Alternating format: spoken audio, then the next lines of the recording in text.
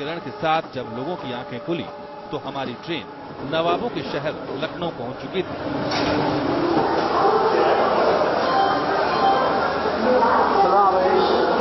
चुनावी चर्चा का दूसरा दौर शुरू हुआ लखनऊ पर सुबह की चाय के साथ।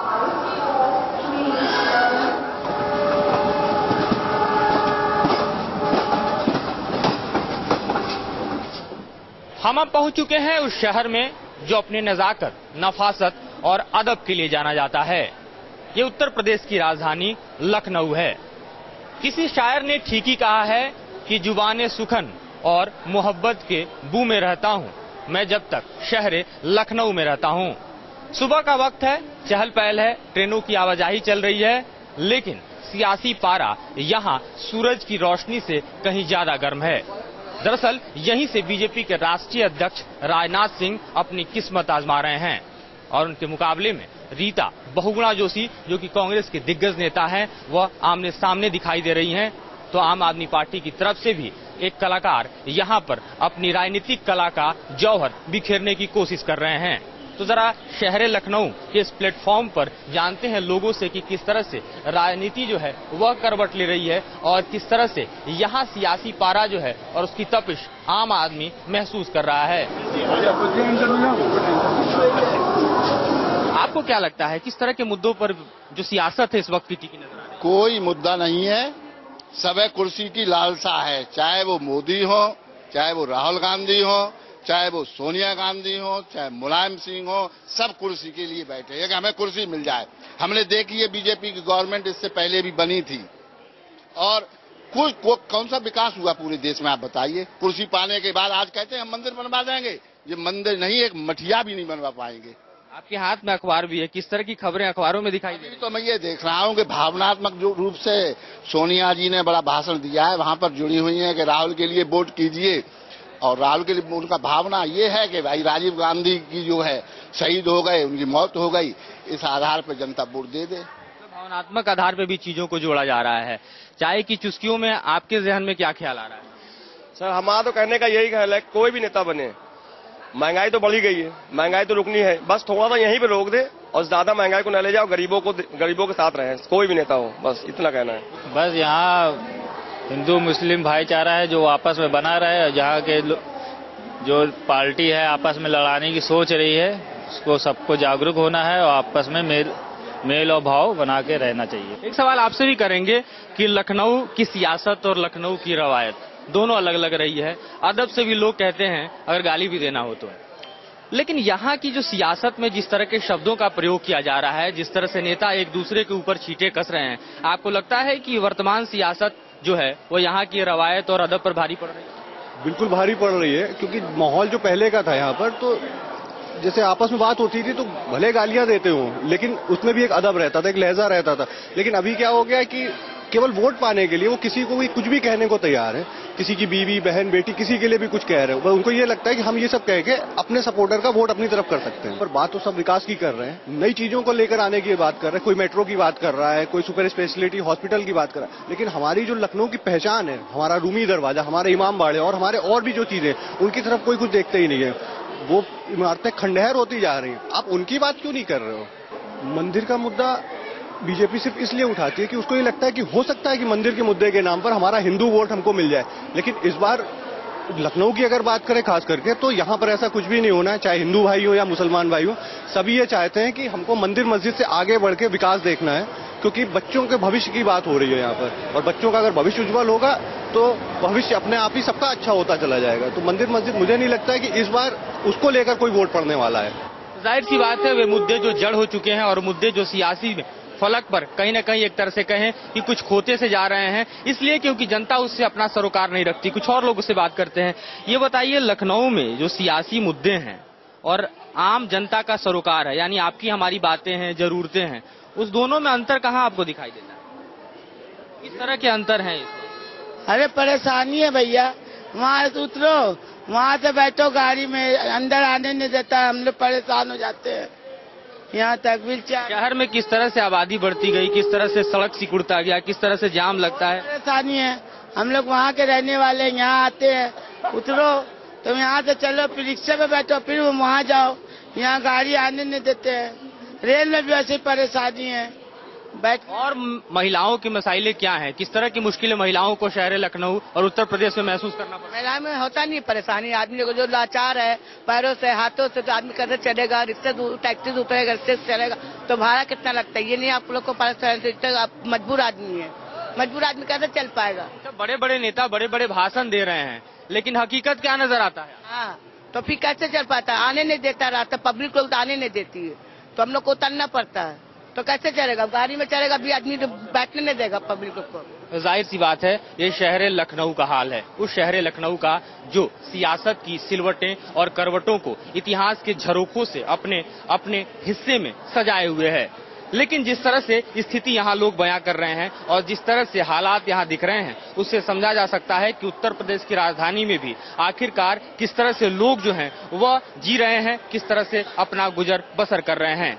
युवाओं की आकांक्षाएं कहाँ हैं, लोगों की महत्वाकांक्षाएं कहाँ हैं, विकास की किस तरह से दरकार है और किस तरह से ये सब कुछ एक तरह से छूटा हुआ है, पिछड़ा हुआ है और एक तरह से सबकी नजरें फिर सियासत के इस नए रंग पर जाकर टिकी है कि आखिर कुछ ढंग बदले, कुछ रवायत बदले और कुछ यहाँ के विकास का जो पहिया है वह फिर से पटरी पर लौटे, जिससे आम आदमी अपने को महसूस कर सके कि उसके जीवन में भी बदलाव की नई किरण जो है वह आने वाली है। इस लखनऊ के सफर को यहाँ से हम आगे बढ़ाते हैं और लखनऊ से अब हम चलेंगे बनारस के लिए और बीच में हमारे पड़ाव के तौर पर होगा फैजाबाद और अयोध्या।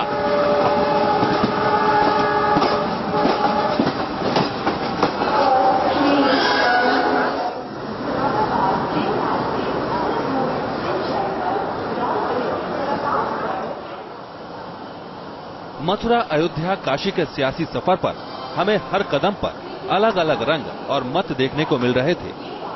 अलग अलग इलाकों के लोग, अलग अलग बोली बोलने वाले लोग, लेकिन एक बात हर किसी की जुबान पर थी, देश की आम जनता की मुश्किलें और आम आदमी से जुड़े मुद्दे।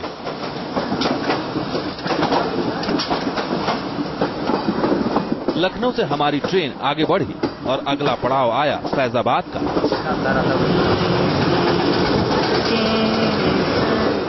सफर के पड़ाव में अब हम पहुंच चुके हैं फैजाबाद। ट्रेन हमारी यहाँ रुकी हुई है थोड़े समय के लिए और हमें याद आ रहा है 90 का वो दशक, जब यहाँ आरएसएस का नारा होता था कि राम, कृष्ण और विश्वनाथ तीनों लेंगे एक साथ। इस नारे की गूंज के साथ यहाँ सियासत ने करवटें ली और बीजेपी का कमल इसी जमीन पर एक प्रयोगशाला के तौर पर रोपा गया। उस पर कहीं न कहीं एक तरह से सियासत के उन मुद्दों के जरिए उसमें सींचने की कोशिश की गई, जिसके चलते हिंदुत्व का एक जो रंग है वह निखर कर फैजाबाद से और खिलकर बीजेपी के कमल को दिल्ली तक स्थापित कर गया। लेकिन कुल मिलाकर राजनीति की बदलती धारा में कई और नए स्लोगन भी उभरे जो कि जनता से सीधे जाकर जुड़े और ऐसे में कमल जो है वो फिर यहाँ मुरझाने लगा और लगातार पिछले चुनाव में कमल यहाँ मुरझाता ही रहा है। इस दौरान जो नए स्लोगन बन के उभरे उसमें बसपा का स्लोगन कहीं न कहीं जमीन पर अपने ज्यादा तेजी से पांव गड़ाता नजर आया, जिसमें कहा गया कि हाथी नहीं गणेश है, ब्रह्मा विष्णु और महेश है। लेकिन फिर एक चुनाव एक नई तरह के कलेवर को लेते हुए और परिवर्तन के एक नए दौर को हम देख सकते हैं कि फैजाबाद में दिखा रहा है। फैजाबाद से गुजरती है ट्रेन कहीं न कहीं फैजाबाद के एक डिफरेंट मूड को भी आपको दिखा रही होगी कुल मिलाकर, जिसमें फैजाबाद के शहर की कुछ झलकियां और कहीं न कहीं आउटस्कर्ट्स में जो ज्यादातर चीजें दिखती हैं जो ट्रेन के गुजरने के साथ ही कम से कम इस बात का आभास तो जरूर करा देती हैं कि शहर का मिजाज कितना बदला है, शहर के लोग कितने बदले हैं, शहर की व्यवस्था कितनी बदली है और कहीं न कहीं शहर में जो एक विकास की नई धारा है वो फूटी है या फिर जो विकास के पहिए हैं वो थम से गए हैं। कैमरे के जरिए कुछ फैजाबाद की झलकियों को हम दिखाने की आपको कोशिश कर रहे हैं। अयोध्या करीब था, इसलिए हमने बिना वक्त गंवाए सीधा अयोध्या का रुख किया।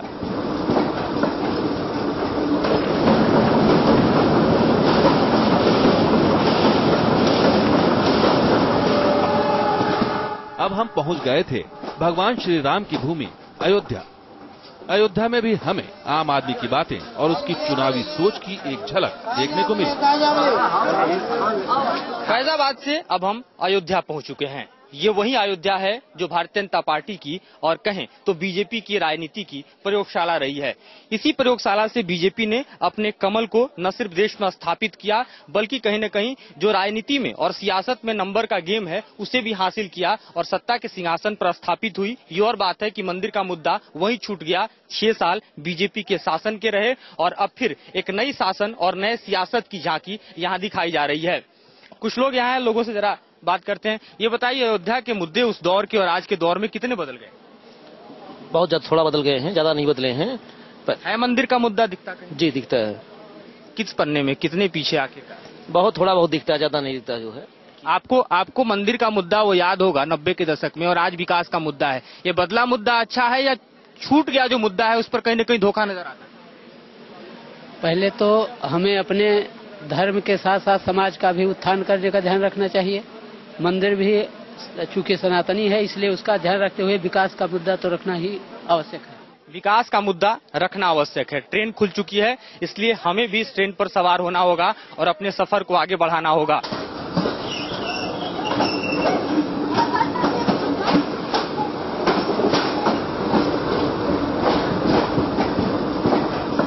न्यूज नेशन का यह सफर दूसरे दिन भी जारी था।